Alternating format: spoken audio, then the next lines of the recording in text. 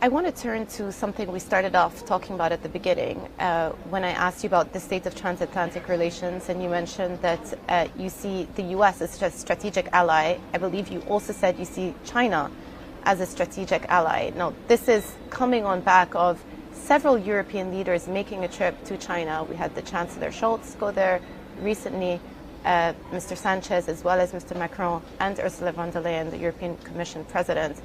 What is the purpose of all of these trips? Why are so many European leaders going to China to have discussions there?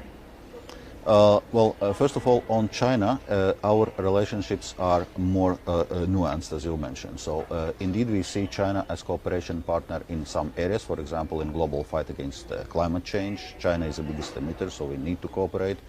At the same time, we see China also as economic competitor, and we have lots of concerns also of China's non-market economy practices, which are undermining the level playing field. And we also see China as a strategic rival, as it's promoting a different socio-economic model. So in a sense, we need to navigate this complexity. But at the same time, China also remains important a trading partner for the EU. So clearly we're not talking about decoupling, we are talking about better risk management, diversification, ensuring that there are no strategic dependencies, but keep our communication channels open.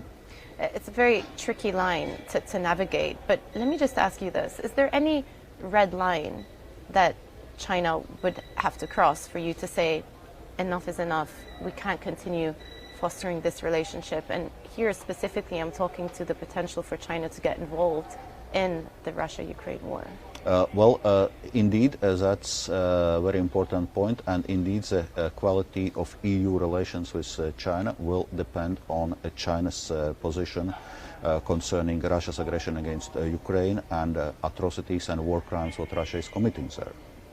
Commissioner, very clear. Thank you very much for your time this morning, and good luck with the rest of your meetings.